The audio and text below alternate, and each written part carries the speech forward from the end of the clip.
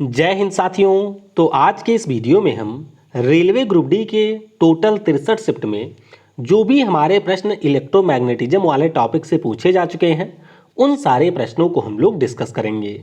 आप सभी को ये पता होगा कि अगर हम लोग फिजिक्स वाले सेक्शन की बात करते हैं तो टोटल आपके 5 टॉपिक से ही इस बार सारे प्रश्न पूछे गए हैं। एक हमारा लेंस वाला टॉपिक हो गया, उसके बाद में दर्पण है, फिर आपका इलेक्ट्रिसिटी है, उसके बाद में प्रकाश का अपवर्तन और परावर्तन है, और फिर हमारा आ जाता है इलेक्ट्रोमैग्नेटिज्म। तो इससे पहले के जो 4 टॉपिक हैं उनके ऊपर ऑलरेडी मैं क्लास करवा चुका हूं। अगर आपने नहीं देखा है तो ऊपर के आई बटन पर या फिर डिस्क्रिप्शन में आपको उनकी लिंक मिल जाएगी। आज के इस वीडियो में हम लोग इलेक्ट्रोमैग्नेटिज्म के जो भी हमारे प्रश्न पूछे जा चुके हैं उन सारे प्रश्नों को यहाँ पर डिस्कस करेंगे। तो पूरा वीडियो बहुत ही ध्यान से देखिएगा, और वीडियो अगर आपको पसंद आता है तो इसे लाइक करने के साथ अपने सभी दोस्तों के साथ में शेयर जरूर करिएगा। इसके अलावा ग्रुप डी के टोटल 56 शिफ्ट की जो पीडीएफ है उसकी लिंक भी आपको नीचे डिस्क्रिप्शन में मिल जाएगी। अगर आप लोग चाहें तो वहां से उस पीडीएफ को परचेज कर सकते हैं। तो चलिए अब इस वीडियो की हम शुरुआत करते हैं। देखिए, पहले हम लोग थोड़ा सा बेसिक जानेंगे जहां से आपके बहुत सारे प्रश्न ऑलरेडी आए हैं। फ्लेमिंग के दाएं हाथ का नियम। तो आइए बहुत ही शार्ट में हम लोग समझ लेते हैं कि फ्लेमिंग के दाएं हाथ का नियम क्या कहता है। देखिए, दाएं हाथ के नियम के अनुसार अगर हम लोग अपने हाथ का अंगूठा, उसके बाद में अपने हाथ की तर्जनी और मध्यमा उंगली को 90 डिग्री के एंगल के ऊपर रखते हैं तो यहाँ पर जो हमारा अंगूठा है वह किसी भी चालक पर लगने वाले बल की दिशा को बताता है। अगर हम लोग बात करते हैं तर्जनी की तो ये आपके चुंबकीय क्षेत्र की दिशा को बताता है, और अगर हम लोग यहाँ पर बात करते हैं मध्यमा की तो ये जो उंगली है वो आपके चालक में उत्पन्न धारा की दिशा को बताता है। तो ध्यान रखिएगा, ये जो आपके फ्लेमिंग के दाएं हाथ का नियम है मुख्य रूप से इसके माध्यम से प्रेरित करंट की दिशा को यहाँ पर ज्ञात किया जाता है। फिर आता है फ्लेमिंग के बाएं हाथ का नियम। तो ये भी ठीक इसी प्रकार से है, बस थोड़ा सा इसमें आपको डिफरेंट देखने को मिलेगा। देखिए, बाएं हाथ का नियम भी यही कहता है कि अगर हम लोग अंगूठे को, तर्जनी को और मध्यमा को इस प्रकार से समायोजित करें, यानी कि 90 डिग्री के एंगल पर रखें, तो यहाँ पर जो अंगूठा है वह चालक पर लगने वाला बल की दिशा, तर्जनी हमारा चुंबकीय क्षेत्र, और मध्यमा की अगर हम लोग बात करते हैं तो ये आपके चालक में प्रवाहित धारा की दिशा को बताता है। अब बहुत सारे लोगों को ऐसा लगा होगा कि ये जो हमारे दोनों नियम हैं ये बिल्कुल सेम है, इनमें कोई अंतर नहीं है। तो आइए इन दोनों नियम में अंतर क्या है उसको भी हम लोग समझ लेते हैं। देखिए, जब हम लोग फ्लेमिंग के बाएं हाथ के नियम की बात करते हैं तो इसका जो मुख्य रूप से उपयोग है वो इलेक्ट्रिक मोटर के लिए किया जाता है, ये आपको ध्यान रखना है। वहीं पर अगर हम लोग फ्लेमिंग के दाएं हाथ के नियम की बात करते हैं तो इसका उपयोग इलेक्ट्रिक जनरेटर के लिए किया जाता है। फ्लेमिंग का जो बाएं हाथ का नियम है ये आपके चुंबकीय बल की दिशा ज्ञात करने में इसका उपयोग होता है। किसका? जो आपका इलेक्ट्रिक मोटर है उसमें चुंबकीय बल की दिशा को ज्ञात करने में इसका उपयोग किया जाता है। वहीं पर अगर हम लोग दाएं हाथ के नियम की बात करते हैं तो इसके माध्यम से जो हमारा जनरेटर होता है उस जनरेटर में जो आपकी धारा उत्पन्न हो रही है उस धारा की दिशा को ज्ञात करने में इसका उपयोग किया जाता है। बाएं हाथ और दाएं हाथ में एक बहुत ही महत्वपूर्ण डिफरेंस है कि जो हमारे बाएं हाथ का नियम है ये आपकी बहने वाली धारा की दिशा को बताता है। किसकी दिशा? बहने वाली धारा की दिशा को बताता है। जबकि अगर हम लोग बात करते हैं दाएं हाथ के नियम की तो ये नियम इसके अंतर्गत जो हमारी मध्यमा है वो किसी भी जनरेटर में जो आपकी धारा उत्पन्न हो रही है, ध्यान रखिएगा, इलेक्ट्रिक मोटर में आप लोग करंट पहले से प्रोवाइड कराते हैं लेकिन जो हमारा जनरेटर होता है वो आपके करंट का निर्माण करता है। तो इसीलिए ये आपके धारा की दिशा बताता है और ये वाला आपके उत्पन्न धारा की दिशा को यहाँ पर बताता है। तो चलिए अब हम लोग जो भी प्रश्न पूछे गए हैं उनको एक एक करके डिस्कस करते हैं। किसी भी प्रश्न में अगर आपको कोई डाउट होता है तो मेरे व्हाट्सएप नंबर के ऊपर या फिर नीचे कमेंट सेक्शन में आप अपना डाउट भी पूछ सकते हैं। तो पहला प्रश्न पूछा गया, यहाँ से लगभग 8 से 9 बार प्रश्न आ चुका है कि निम्नलिखित में से कौन सा चुंबकीय बल रेखाओं के बारे में सही है। तो आपको ध्यान रखना है कि जो भी हमारी चुंबकीय बल रेखाएं होती हैं, यहाँ पर आप लोग देख सकते हैं, ये हमारा एक मैग्नेट है। तो चुंबकीय बल रेखाओं की अगर हम लोग बात करते हैं तो इसकी जो दिशा है वो आपकी नॉर्थ से साउथ होती है, यानी कि उत्तर से दक्षिण होती है बाहर की ओर। और अगर हम लोग मैग्नेट के अंदर बात करते हैं तो इसकी दिशा आपको साउथ से नॉर्थ की ओर देखने को मिलेगी। अब दूसरा स्टेटमेंट देखिए कि चुंबकीय रेखाओं की सघनता उच्च और विरलता निम्न चुंबकीय क्षेत्र को दर्शाती है। देखिए इसका मतलब ये है कि जिस भी स्थान पर हमारी ये चुंबकीय बल रेखाएं पास पास होती हैं, यहाँ पर चुंबकीय क्षेत्र का मान भी ज़्यादा होता है। तो आपको ये ध्यान रखना है कि किसी भी मैग्नेट के लिए जो चुंबकीय क्षेत्र है वो आपके उत्तर और दक्षिण ध्रुव पर सबसे ज़्यादा होता है, जबकि यहाँ पर अगर आप लोग देखेंगे तो ये बल रेखाएं दूर दूर हैं, तो यहाँ पर इसका मान कम होता है। फिर आपको ध्यान रखना है कि चुंबकीय बल रेखाएं एक वक्र बनाती हैं। आप देख सकते हैं कि इस प्रकार से नॉर्थ से ये निकलती हैं, साउथ से इंटर करती हैं, फिर साउथ से नॉर्थ जाती हैं, तो ये एक क्लोज्ड लूप का निर्माण करती हैं। और सबसे महत्वपूर्ण बात कि ये जो हमारी चुंबकीय बल रेखाएं होती हैं ये एक दूसरे को कहीं पर भी कट नहीं करती हैं। तो ये जरूर ध्यान रखिएगा। इसी कॉन्सेप्ट से आपके 7 से 8 बार ऑलरेडी प्रश्न आ चुका है और इन 5 पॉइंट को आप लोग ध्यान रखेंगे। अगला प्रश्न पूछा गया कि फ्लेमिंग राइट हैंड नियम का उपयोग किस लिए किया जाता है। तो अभी मैंने आपको बताया कि जो हमारा विद्युत जनरेटर होता है उसमें प्रेरित धारा की दिशा को ज्ञात करने के लिए फ्लेमिंग के राइट हैंड नियम का यूज किया जाता है।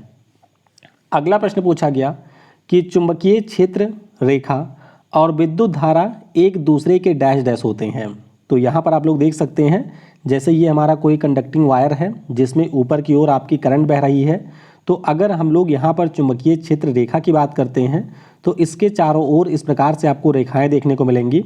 और अगर हम लोग इनके बीच में एंगल की बात करते हैं तो ये आपके 90 डिग्री पर होता है, यानी कि लंबवत होता है।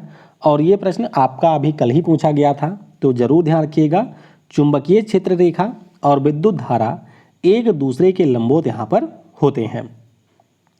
अगला प्रश्न पूछा गया कि एकल फेरों वाली कुंडली की तुलना में 6 फेरों वाली कुंडली से कितना अधिक चुंबकीय क्षेत्र उत्पन्न होगा। तो ध्यान रखिएगा, यहाँ पर जो चुंबकीय क्षेत्र है वो भी आपका 6 गुना हो जाएगा। रीजन क्या है, देखिए जब हम लोग चुंबकीय क्षेत्र की बात करते हैं किसी कुंडली के लिए तो ये होता है μ0 I/N/L, जहाँ पर अगर हम लोग n की बात करते हैं तो ये बताता है कि किसी भी परिनालिका में कितने टोटल टर्न हैं। अगर हम लोग I की बात करें तो ये करंट को बताता है। अगर हम लोग μ0 की बात करें तो ये आपका परमिएबिलिटी है जो कि एक नियतांक होता है। और फिर आपका होता है लेंथ ऑफ द कॉइल। तो सिंपल शब्दों में आपको ध्यान रखना है कि अगर हम लोग किसी भी कुंडली के लिए चुंबकीय क्षेत्र की बात करते हैं तो अगर हम लोग करंट बढ़ाएंगे तो भी आपका चुंबकीय क्षेत्र बढ़ेगा।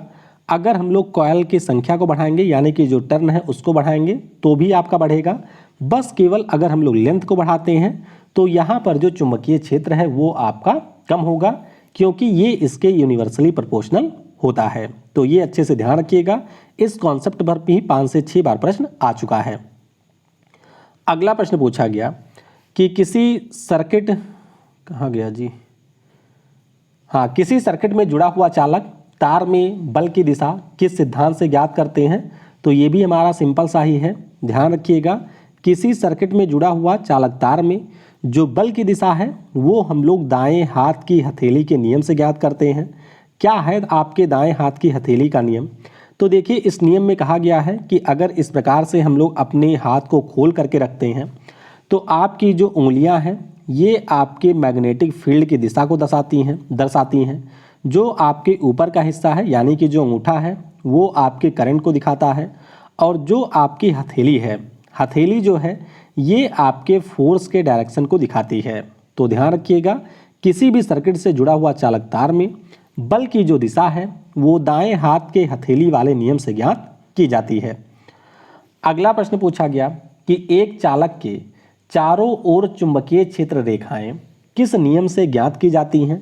अभी मैंने आपको दिखाया भी था, तो ध्यान रखिएगा, इसे हम लोग दाएं हाथ के अंगूठे का नियम कहते हैं। यहाँ पर आप लोग देख भी सकते हैं कि इस प्रकार से अगर हम लोग किसी भी वायर को पकड़ लेते हैं, पकड़ मत लीजिएगा, ये केवल बताने के लिए है, तो यहाँ पर जो धारा है अगर वह ऊपर की ओर बह रही है तो जो आपका मैग्नेटिक फील्ड है वो इस प्रकार से वायर के चारों ओर आपको देखने को मिलेगा।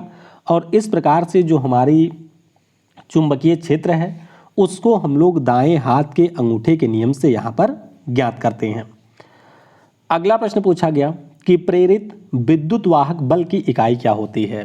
तो ध्यान रखिएगा, अगर हम लोग इलेक्ट्रोमोटिव फोर्स की बात करते हैं तो कहने के लिए ये फोर्स होता है, लेकिन इसकी जो इकाई है वो वोल्ट होती है। अगर हम लोग इलेक्ट्रोमोटिव फोर्स की बात करते हैं जिसे आप लोग एप्सिलॉन से रिप्रेजेंट करते हैं, तो is amount of energy provided by the battery to each coulomb of charge Q passing through. तो ये ध्यान रखिएगा कि जो इलेक्ट्रोमोटिव फोर्स होता है इसकी यूनिट होती है वोल्ट। नेक्स्ट पूछा गया कि जब तार की स्थिर कुंडली में चुंबक को तेजी से घुमाया जाता है तो प्रेरित विद्युत वाहक बल बढ़ जाता है। क्यों बढ़ता है ये आपको बताना था। तो ध्यान रखिएगा, चुंबकीय क्षेत्र में बदलाव का दर यहाँ पर बढ़ता है, यानी कि rate of change in magnetic field ये आपका चेंज होता है।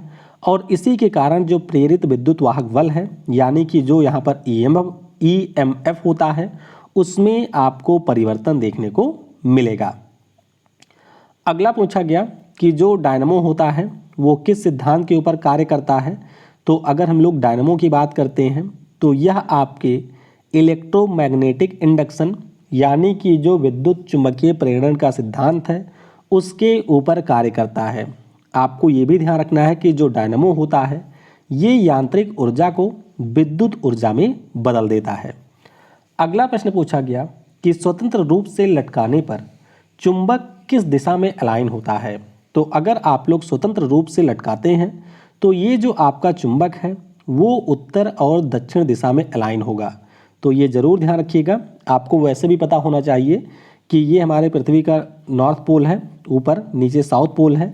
तो जब भी आप लोग चुंबक को लटकाएंगे तो नॉर्थ वाला पोल साउथ को अट्रैक्ट करेगा, साउथ वाला नॉर्थ को अट्रैक्ट करेगा। तो इसीलिए उत्तर दक्षिण दिशा में ये हमेशा अलाइन होते हैं। अगला प्रश्न पूछा गया कि निम्न में से कौन सा विद्युत चुंबकीय प्रेरण का उदाहरण है। तो ऑप्शन आपको दिया गया था विद्युत पंखा, विद्युत घंटी, विद्युत जनरेटर और विद्युत मोटर। तो ध्यान रखिएगा, जो विद्युत जनरेटर है ये आपके चुंबकीय प्रेरण का उदाहरण है, यानी कि ये इलेक्ट्रोमैग्नेटिक इंडक्शन के ऊपर कार्य करता है। वहीं पर अगर हम लोग विद्युत घंटी की बात करते हैं तो ध्यान रखिएगा, ये हमारे विद्युत धारा के चुंबकीय प्रभाव पर आधारित होता है। तो ये पॉइंट आपको ध्यान रखना है। अगला प्रश्न पूछा गया कि जो हमारा विद्युत चुंबकीय प्रेरण का नियम है ये किसके द्वारा दिया गया था। तो बहुत ही महत्वपूर्ण प्रश्न है, आपको ध्यान रखना है कि 29 अगस्त 1831 को माइकल फैराडे के द्वारा यहाँ पर विद्युत चुंबकीय प्रेरण की खोज की गई थी। और इनका ये नियम कहता क्या है, तो आपको ध्यान रखना है कि इन्होंने बताया था कि अगर हमारे पास में कोई भी क्लोज्ड लूप है यानी कि बंद परिपथ है तो इसमें उत्पन्न जो विद्युत वाहक बल होगा उस परिपथ से होकर प्रवाहित चुंबकीय फ्लक्स के परिवर्तन के दर के बराबर होता है। यहाँ पर आप देख सकते हैं epsilon equal to -n delta phi upon delta t. तो ये आपके माइकल फैराडे के द्वारा बताया गया था। अगला प्रश्न पूछा गया कि फ्लेमिंग के दाएं हाथ के नियम में तर्जनी और मध्यमा क्या बताती है। तो यहाँ पर आप देख सकते हैं जो तर्जनी है वो मैग्नेटिक फील्ड को बताती है, वहीं पर हम लोग मध्यमा की बात करते हैं तो ये आपके इलेक्ट्रिक करंट की दिशा को बताती है। और अंगूठे की बात करें तो ये हमारा चुंबकीय बल की दिशा को बताता है। अगला प्रश्न पूछा गया, ये प्रश्न भी बहुत बार आ चुका है, इवन आपके कल भी अभी पूछा गया था कि किसी भी परिनालिका यानी कि सोलेनॉइड के अंदर चुंबकीय क्षेत्र कैसा होता है। तो अगर कभी आपने ध्यान से देखा हो, मान लेते हैं ये हमारी लोहे की छड़ है, इसके चारों ओर इस प्रकार से तार लपेट के हम लोग सोलेनॉइड बनाते हैं, तो जो चुंबकीय बल रेखाएं होती हैं ठीक उसी प्रकार से होती हैं जैसे हमारे बार मैग्नेट में होता है। और इसीलिए यहाँ पर जो आपका चुंबकीय क्षेत्र होता है वो बिल्कुल सभी स्थान पर समान होता है। तो ध्यान रखिएगा, धारावाही परिनालिका के भीतर जो भी हमारा चुंबकीय क्षेत्र है वो आपको सभी बिंदुओं पर समान देखने को मिलेगा। अगला प्रश्न देखिए, इसी कॉन्सेप्ट से सेम पूछा गया कि परिनालिका यानी कि जो सोलेनॉइड है वो हमारा किस प्रकार का चुंबक होता है, तो ये एक हमारा इलेक्ट्रोमैग्नेट होता है।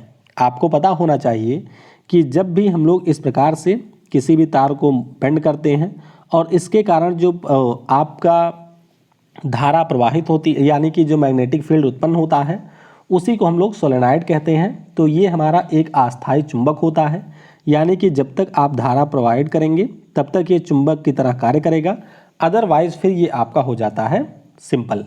तो इलेक्ट्रोमैग्नेट प्रकार का ये चुंबक है। अगला प्रश्न पूछा गया कि यदि सोलेनॉइड इलेक्ट्रोमैग्नेट बनाया जाता है तो वह किस मैग्नेट की तरह व्यवहार करेगा।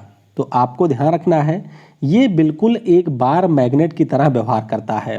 आपको ये पता होना चाहिए, अभी मैंने आपको बताया कि जैसे मान लेते हैं ये लोहे की छड़ है, इसके चारों ओर इस प्रकार से हम लोग बिजली का तार लपेट देते हैं, तो यहाँ पर जब आप लोग इसके अंदर धारा को प्रवाहित करवाएंगे तो उस स्थिति में इसके चारों ओर ठीक इसी प्रकार से विद्युत बल रेखाएं चुंबकीय बल रेखाएं आपको देखने को मिलेगी, यानी कि जो हमारा सोलेनॉइड होता है ये बिल्कुल आपके बार मैग्नेट की तरह से ही काम करता है। अगला प्रश्न पूछा गया कि निम्नलिखित में से क्या एक चुंबक का गुण होता है। तो यहाँ पर ऑप्शन में मतलब क्या नहीं होता है इस प्रकार से पूछा गया था। तो चुंबक आपको पता होगा कि ये चीज़ों को आकर्षित करता है। अगर आपके अपोजिट डायरेक्शन वाले चुंबक हैं तो ये प्रतिकर्षित भी करेगा, और इस प्रकार से आप कह सकते हैं कि ये कंपास की तरह से भी काम करता है। तो टोटल अगर हम लोग बात करते हैं यहाँ पर, तो आपको ये ध्यान रखना है कि हमारे किसी भी चुंबक में ये तीनों गुण आपको देखने को मिलेंगे, यानी कि वो आकर्षित भी करेगा, प्रतिकर्षित भी करेगा और वो आपके कंपास की तरह से भी कार्य करेगा। अगला प्रश्न पूछा गया कि निम्नलिखित में से कुंडली के लिए चुंबकीय क्षेत्र का फार्मूला क्या है। तो अगर हम लोग कुंडली के लिए बात करते हैं तो फार्मूला वही जो मैंने आपको ऊपर बताया था कि मैग्नेटिक फील्ड इक्वल टू होता है परमिएबिलिटी, बहने वाली धारा, टोटल आपके जो लूप हैं उसकी संख्या और यहाँ पर उसकी लंबाई क्या है। तो ये हमारे किसी भी कुंडली के लिए चुंबकीय क्षेत्र का फार्मूला होता है। अगला प्रश्न पूछा गया कि दो कुंडली ए और बी को किसी निश्चित दूरी के ऊपर रखा जाता है तो कौन सी स्थिति में जो विद्युत चुंबकीय प्रेरण है वो ज़्यादा होगा। अब इसके लिए कुछ चीज़ें आपको पता होनी चाहिए। देखिए, किसी भी एक कुंडली में धारा प्रवाहित करने पर उससे उत्पन्न चुंबकीय क्षेत्र की दिशा दूसरी कुंडली के तल के होती है समानांतर। ये आपको ध्यान रखना है कि अगर आपने यहाँ पर दो वायर को लिया हुआ है, मतलब दो कुंडली को लिया हुआ है, तो अगर एक में आप लोग धारा को प्रवाहित करेंगे तो जो भी हमारा चुंबकीय क्षेत्र होगा वो आपके दूसरी कुंडली के तल के समानांतर होगा। ये आपको यहाँ पर ध्यान रखना है। अगला प्रश्न पूछा गया कि एन फेरो वाली कुंडली पी को कुंडली क्यू के 1.5 मीटर पर सेकंड से पास लाने या 1.5 मीटर पर सेकंड से दूर ले जाने पर चुंबकीय क्षेत्र का मान क्या होगा। तो ये वाला प्रश्न एग्जैक्ट नहीं मिला था, बस मैं आपको यहाँ पर कॉन्सेप्ट बता देता हूँ। देखिए, अगर आपके पास में दो कुंडली हैं, एक पी हो गया, एक आपका क्यू हो गया है, और यहाँ पर अगर हम लोग पी को क्यू की तरफ लेकर के जाते हैं तो उस स्थिति में जो हमारा क्यू वाला कॉइल है इसमें आपको करंट देखने को मिलेगा। क्या मिलेगा? करंट देखने को मिलेगा। अच्छा, ये भी ध्यान रखिएगा कि ये किस कारण से होता है, क्योंकि जब हम लोग पी को क्यू के पास ले जाते हैं तो यहाँ पर क्यू के कारण जो मैग्नेटिक फील्ड है वो और ज़्यादा स्ट्रांग होता है और इस कारण से यहाँ पर करंट इंड्यूस होता है। दूसरा नियम क्या कहता है कि अगर हम लोग पी को क्यू से यहाँ पर दूर ले जाते हैं तो यहाँ पर जो आपके क्यू से जुड़ा हुआ मैग्नेटिक फील्ड है उसमें आपको कमी भी देखने को मिलेगी। कमी होगी तो यहाँ पर करंट फिर भी इंड्यूस होगा, लेकिन इस बार आपका ये हो जाएगा अपोजिट डायरेक्शन में। तो बस आपको ध्यान रखना है कि अगर हम लोग पास लेकर के आते हैं तो भी करंट इंड्यूस होता है, अगर हम लोग दूर लेकर के जाएंगे तो भी करंट इंड्यूस होगा, लेकिन पास वाले के अपोजिट डायरेक्शन में इंड्यूस होता है। अगला प्रश्न पूछा गया कि इलेक्ट्रिक मोटर संबंधित कथन से सही और गलत को आपको चुनना था। तो आपको ये ध्यान रखना है कि जो भी हमारे इलेक्ट्रिक मोटर होते हैं मुख्य रूप से इसमें आपको 4 भाग देखने को मिलेंगे। एक तो हमारा बड़ा सा इसमें फील्ड मैग्नेट होता है, उसके बाद में इसमें आपको आर्मेचर या फिर रोटोर देखने को मिलेगा, फिर हमारा कम्यूटेटर इसमें होता है और फिर आपको ब्रश देखने को मिलेगा। आपको ये भी ध्यान रखना है कि जो हमारा इलेक्ट्रिक मोटर होता है वो फ्लेमिंग के बाएं हाथ के नियम के अनुसार कार्य करता है और ये आपके विद्युत ऊर्जा को यांत्रिक ऊर्जा में बदलता है। अगला प्रश्न पूछा गया कि एक कॉइल कुंजी जब दूसरा गैल्वेनोमीटर से जुड़ा है। हाँ, एक मतलब है यहाँ पर देखिए, मतलब एक कॉइल है जो कि एक स्विच से जुड़ी हुई है, दूसरा यहाँ पर है जो कि आपके गैल्वेनोमीटर से यहाँ पर जुड़ा हुआ है। तो किस स्थिति में दूसरे कॉइल में चुंबकीय फ्लक्स उत्पन्न होगा? तो आपको यहाँ पर ध्यान रखना है कि जब भी हम लोग यहाँ पर कुंजी को ऑन करेंगे तो आपका इलेक्ट्रोमोटिव फोर्स प्रेरित होगा और यहाँ पर जो दूसरा वाला है इसके गैल्वेनोमीटर में आपको हल्का सा विक्षेप देखने को मिलेगा। लेकिन जैसे ही आप लोग यहाँ पर इसको बंद करेंगे ये तुरंत आपका आ जाएगा शून्य पर। यानी कि अगर आपको यहाँ पर कंटिन्यूअस गैल्वेनोमीटर में डायरेक्शन को देखना है तो उस स्थिति में आप लोग इसको ऑन करेंगे, ऑफ करेंगे और उस स्थिति में यहाँ पर जो आपका करंट है वो आपके अपोजिट और सेम डायरेक्शन में यहाँ पर फ्लो होगा। अगला प्रश्न पूछा गया कि विद्युत चुंबकीय प्रेरण में जो इलेक्ट्रोमोटिव फोर्स है ये किसके समानुपाती होता है? तो ध्यान रखिएगा ये आपके चुंबकीय फ्लक्स में बदलाव के समानुपाती होता है। अगला प्रश्न पूछा गया कि यदि किसी चालक में चुंबकीय क्षेत्र की दिशा उत्तर की ओर, धारा की दिशा पूरब से पश्चिम की ओर है तो चालक में चुंबकीय बल की दिशा क्या होगी? अब इसके लिए आप लोग सिंपली नियम का यूज करेंगे और वहां से इसकी दिशा आपको नीचे की ओर देखने को मिलेगी।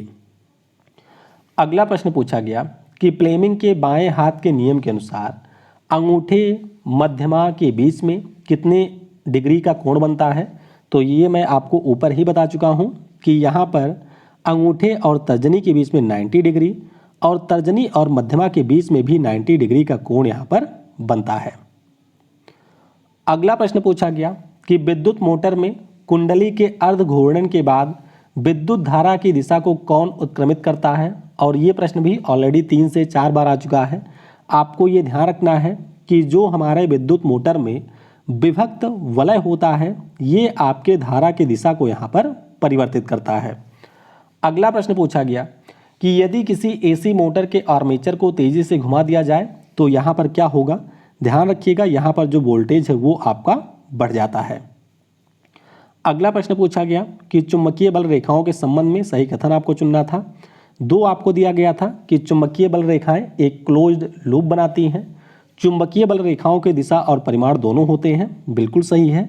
चुंबकीय बल रेखा हमारी एक सदिश राशि है तो दिशा और परिमाण दोनों होते हैं। क्लोज्ड लूप बनाती है ये भी मैं आपको बता ही चुका हूँ, तो दोनों कथन यहाँ पर हो जाएंगे करेक्ट। निम्नलिखित में से किसमें विद्युत मोटर का उपयोग नहीं होता है? ऑप्शन में आपको रेफ्रिजरेटर, कंप्यूटर, गैल्वेनोमीटर और कंप्यूटर दिया गया था, नहीं एक कुछ और दिया गया था। तो आपको पता होना चाहिए जो गैल्वेनोमीटर होता है उसमें आपके विद्युत मोटर का उपयोग नहीं किया जाता है। अगला प्रश्न पूछा गया कि 2 परिनालिका ए और बी है, यदि ए में धारा बी से 3 गुना ज़्यादा है तो आपको बताना था कि यहाँ पर क्या होगा। ध्यान रखिएगा अभी मैंने आपको ऊपर बताया कि यहाँ पर जो हमारा चुंबकीय क्षेत्र होता है यानी कि जो बी होता है वो डायरेक्टली प्रोपोर्शनल होता है नंबर ऑफ टर्न के और डायरेक्टली प्रोपोर्शनल होता है बहने वाली धारा के। तो अगर यहाँ पर दोनों परिनालिकाओं की हम लोग बात करते हैं, ए में धारा आपके बी से 3 गुना है तो आप कह सकते हैं कि ए के लिए जो मैग्नेटिक फील्ड होगा वो भी आपके बी से 3 गुना यहाँ पर ज़्यादा होगा। फिर देखिए सेम प्रश्न रिपीट हुआ कि परिनालिका यानी कि सोलेनॉइड के भीतर चुंबकत्व तो कैसा होता है? तो ये आपके सभी स्थान पर एक समान होता है। अगला प्रश्न पूछा गया कि 2 क्षण चुंबक ए और बी है। ए के दक्षिणी ध्रुव से 5 रेखाएं प्रवेश करती हैं जबकि बी के उत्तरी ध्रुव से 10 रेखाएं निकलती हैं, तो किसका चुंबकीय क्षेत्र अधिक होगा? तो ध्यान रखिएगा जहां पर ज़्यादा बल रेखाएं होंगी वहां पर चुंबकीय बल क्षेत्र भी उतना ही अधिक होगा। तो आपको ये ध्यान रखना है कि जो हमारा बी वाला है इसके उत्तरी ध्रुव से 10 रेखाएं निकल रही हैं, ए वाले के दक्षिणी ध्रुव से 5 प्रवेश कर रही हैं यानी कि उत्तरी से 5 ही निकल रही थी, और जितना ज़्यादा चुंबकीय बल रेखाएं होंगी उतना ज़्यादा चुंबकीय क्षेत्र वहाँ पर ज़्यादा होगा। अगला प्रश्न पूछा गया कि एक परिनालिका में धारा प्रवाहित हो रही है तो क्रम से R2R और 3R दूरी में कहाँ पर चुंबकीय क्षेत्र ज़्यादा होगा। तो देखिए मैंने अभी आपको बताया, मान लीजिए ये सोलेनॉइड है, तो अगर इसमें आपने धारा प्रवाहित किया हुआ है और इसके कुछ दूरी की अगर हम लोग बात करते हैं, मान लेते हैं ये R हो गया, यहाँ पर 2R उसका दुगुना, यहाँ पर 3R इसका 3 गुना, और आपसे पूछा गया है चुंबकीय क्षेत्र कहाँ पर ज़्यादा होगा। तो ध्यान रखिएगा, जो क्षेत्र आपका सबसे नज़दीक है वहाँ पर चुंबकीय क्षेत्र सबसे अधिक होगा, और जो आपका सबसे दूर है वहाँ पर चुंबकीय क्षेत्र सबसे कम होगा। अगला प्रश्न पूछा गया कि इलेक्ट्रिक मोटर में किस प्रकार के चुंबक का प्रयोग किया जाता है। तो देखिए इलेक्ट्रिक मोटर में मुख्य रूप से आपके 4 प्रकार के मैग्नेट का यूज होता है, जैसे कि सिरेमिक मैग्नेट हो गया, जिसे आप लोग फेराइड भी कहते हैं, एल्निको हो गया, उसके बाद में सामारियम कोबाल्ट, जिसे आप लोग SMCO कहते हैं, और एक आपका होता है नियोडाइमियम, जो कि आपके इनसे मिलकर के बना हुआ होता है। तो आप जो ऑप्शन दिया गया होगा उसके अनुसार इसको करेंगे। अगला प्रश्न पूछा गया कि विद्युत DC विद्युत जनरेटर के सिद्धांत के ऊपर कार्य करता है। तो ये भी हमारा इलेक्ट्रोमैग्नेटिक इंडक्शन यानी कि विद्युत चुम्बकीय प्रेरण के सिद्धांत पर कार्य करता है। अगला प्रश्न पूछा गया कि किसी धारावाही चालक के बंद लूप में जो चुंबकीय क्षेत्र है वो किसके ऊपर निर्भर नहीं करता है, और ऑप्शन में आपको दिया गया था लूप का आकार। तो आपको ये ध्यान रखना है, यहाँ पर जो चुंबकीय क्षेत्र है ये नंबर ऑफ टर्न, बहने वाली धारा, एरिया, चुंबकीय क्षेत्र, इन सब के ऊपर डिपेंड करता है। तो यहाँ पर जो हमारा बंद लूप होगा उसके लिए लूप के आकार पर चुंबकीय क्षेत्र डिपेंड नहीं करेगा। अगला प्रश्न पूछा गया कि निम्नलिखित में से कौन सा इलेक्ट्रिक मोटर के संबंध में सही है। तो ये मैंने आपको बता ही दिया है कि इलेक्ट्रिक मोटर आपके विद्युत ऊर्जा को यांत्रिक ऊर्जा में बदलता है। बाकी फ्लेमिंग के बाएं हाथ का नियम इसमें उपयोग किया जाता है।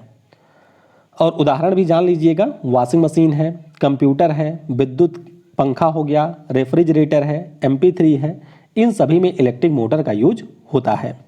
अगला प्रश्न पूछा गया कि प्रेरित धारा का मान अधिकतम कब होता है। तो ध्यान रखिएगा, जब कुंडली की गति की जो दिशा है वो आपके चुंबकीय कोण के समकोण पर होती है, तो उस स्थिति में प्रेरित धारा का मान यहाँ पर अधिकतम होगा। अगला प्रश्न पूछा गया कि विद्युत चुंबकीय प्रेरण संबंधित आपको सही कथन चुनना था। तो बस आपको सिंपली ध्यान रखना है कि विद्युत चुंबकीय प्रेरण होता क्या है, और आपको मैंने ये बताया भी था कि विद्युत चुंबकीय प्रेरण का जो नियम है वो फैराडे के द्वारा दिया गया था। अगला प्रश्न पूछा गया कि चुंबक और कुंडली के बीच किस कोण पर प्रेरित धारा का मान न्यूनतम होता है। ये प्रश्न भी आपका 3 से 4 बार आ चुका है। तो ध्यान रखिएगा, जब ये 0 डिग्री पर होंगे तो उस स्थिति में धारा का मान न्यूनतम होगा, और जब ये आपके 90 डिग्री के एंगल पर होते हैं तो उस समय प्रेरित धारा का मान यहाँ पर अधिकतम होता है। अगला प्रश्न पूछा गया कि इलेक्ट्रिक मैग्नेट कैसे बनती है। तो मैंने अभी आपको बताया कि जैसे मान लेते हैं कोई हमारी एक नरम लोहे की छड़ है। देखिए यहाँ पर हम लोग नरम लोहे का छड़ इसलिए लेते हैं कि इसकी खास प्रॉपर्टी ये होती है कि ये आसानी से आपके चुंबकीय प्रॉपर्टी को अडॉप्ट कर लेता है, और जब धारा प्रवाहित करना बंद कर देते हैं तो ये चुंबकीय गुण को त्याग देता है। इसीलिए हम लोग नरम लोहे की छड़ लेते हैं। इसके चारों ओर इस प्रकार से हम लोग तार लपेटते हैं और इसमें धारा को प्रवाहित करते हैं। तो ये जो आपका पूरा बनने वाला पार्ट है इसी को हम लोग सोलेनॉइड कहते हैं, और ये आपके चुंबक की तरह से बिहेव करता है। अगला प्रश्न पूछा गया कि विद्युत ट्रांसफार्मर किस सिद्धांत पर कार्य करता है। तो विद्युत ट्रांसफार्मर की अगर हम लोग बात करते हैं तो ये हमारे अन्योन प्रेरण या फिर जो फैराडे का विद्युत चुंबकीय प्रेरण का सिद्धांत है उसके ऊपर कार्य करता है।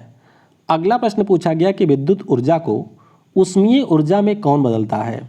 तो इलेक्ट्रिक हीटर, इलेक्ट्रिक प्रेस की अगर हम लोग बात करते हैं तो ये आपके विद्युत ऊर्जा को ऊष्मीय ऊर्जा में बदलते हैं। डायनामो की अगर हम बात करें तो ये यांत्रिक ऊर्जा को विद्युत ऊर्जा में बदलता है। विद्युत बल्ब आपके विद्युत ऊर्जा को प्रकाश ऊर्जा में, लाउड स्पीकर विद्युत ऊर्जा को ध्वनि ऊर्जा में बदलता है, और माइक्रोफोन की बात करें तो ये ध्वनि ऊर्जा को विद्युत ऊर्जा में परिवर्तित करता है। अगला प्रश्न पूछा गया कि विद्युत चुंबकत्व के संबंध में कौन सा कथन गलत है।